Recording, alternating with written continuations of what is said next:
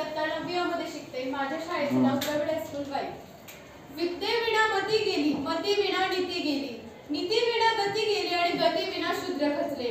इतके सारे अर्थ एका अविद्येने केले आणि म्हणूनच अज्ञानाच्या अंधकारातून समाजाला बाहेर काढण्यासाठी 2 व्यक्तींचा जन्म झाला.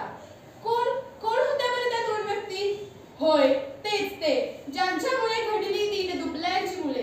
ज्यांच्यामुळे घडली दीनदुबळ्यांची मुले तेच ज्ञानाचे दाता महात्मा ज्योतिबा फुले व सावित्रीबाई फुले. सावित्री आणि ज्योती ही आभाळा एवढी माणसं होती. 1848 मध्ये भिडेवाड्यात मध्ये मुलींची पहिली शाळा त्यांनी उघडली. परंतु त्या शाळेत शिकवायला कोणी पुढाकार घेईना. तेव्हा माझ्या सावित्रींनी पुढाकार घेतला. पण त्यांना काय माहिती होते की समाज त्यांना वाईट टाकेल, किती त्रास देणार आहे. समाजाने त्यांच्यावर दगडे फेकू लागला, शेण फेकू लागला. स्वतःच्या आई वडिलांनी त्यांना घराबाहेर काढले. परंतु त्या थांबल्या नाहीत. का? कारण त्यांना माहिती होते शिक्षणामुळे माणसातील पशुत्व नाहीसे होऊन त्याला मनुष्यत्व प्राप्त होते. ही सर्वात मोठी परिस्थिती माझ्या सावित्रींना माहिती होती. बघता बघता 1च्या 2, 2च्या 4, 4च्या 8 आणि 8च्या 18 शाळा त्यांनी उभ्या केल्या.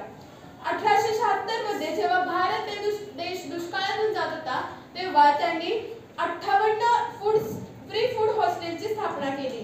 1897 मध्ये भारतात प्लेगची साथ आली. ब्रिटिश सरकारने ज्या कुटुंबाला व त्यांना प्लेगची साथ आली व त्यांना प्लेग झाला आहे अशा लोकांना बंदिस्त केले. सरकारने वाईट टाकले, समाजातून त्यांना बाहेर काढले. पांडुरंगाच्या मुलाला प्लेग झालाय अशी अवस्था पांडुरंगाच्या मुलाची सावित्रीबाईंना बघवली गेली नाही. त्यांनी त्याला पाठीवर घेतले व दवाखान्यात नेले. पण त्याच वेळी सावित्रीबाईंचे चुकले. काय चुकले? तर माझ्या सावित्रीबाई समाज कल्याणामध्ये इतक्या वाहून गेल्या की त्यांना स्वतःला प्लेगने ग्रासले हे त्यांनाच कळाले नाही. आज जर त्या आपल्यामध्ये असतात तर त्यांनी मुलांना काय संदेश दिला असता? अहो, त्यांनी मुलींना हाच संदेश दिला असता. अरे, तलवारीपेक्षा धार तीक्ष्ण आहे तुझ्या नजरेची.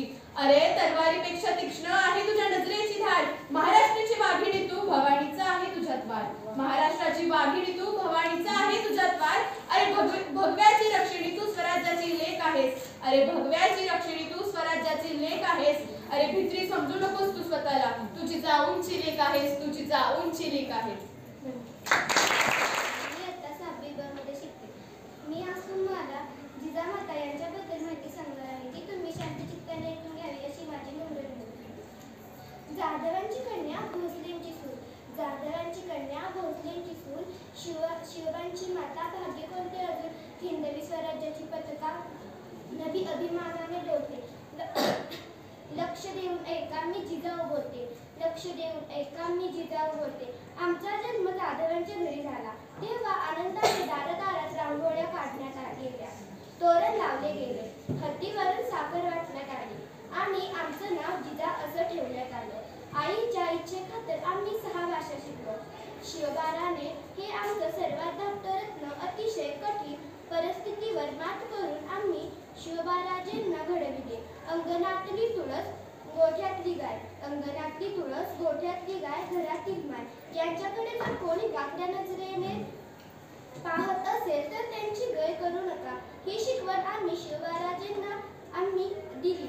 आम्ही पाहिलेलं स्वराज्याचं स्वप्न ते त्यांनी पूर्ण केलं. त्याविषयी जेव्हा बोललं जातं, एक होते राजे शिवाजी, भीती नव्हती जगाची, पर्वा नव्हती परिणामांची, साथ होती आई भवानी व जिजा माऊलींची, मुहूर्त मेढ रोवली स्वराज्याची. म्हणूनच म्हणतात जय भवानी जय शिवाजी. आम्ही 7वी वर्गात नाटक सादर करून दाखवणार आहोत. हे नाटक सावित्रीबाईंच्या जीवनावर आधारित आहे.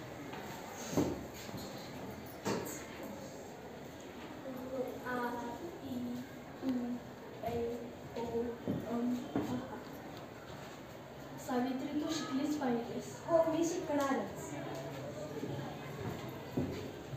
काही वर्षानंतर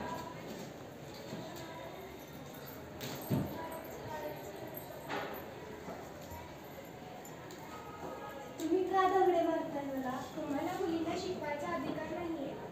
जर मुलगा शिकला तर एकच घर साक्षर होते आणि जर मुलगी शिकली तर 2 घरे साक्षर होते.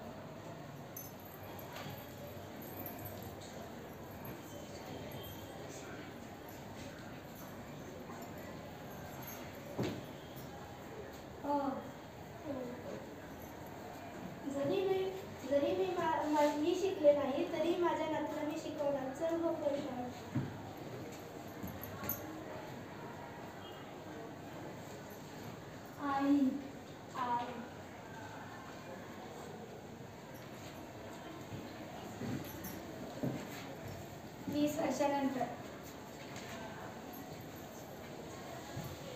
नमस्कार, माझे नाव माही मंगेश इनामदार.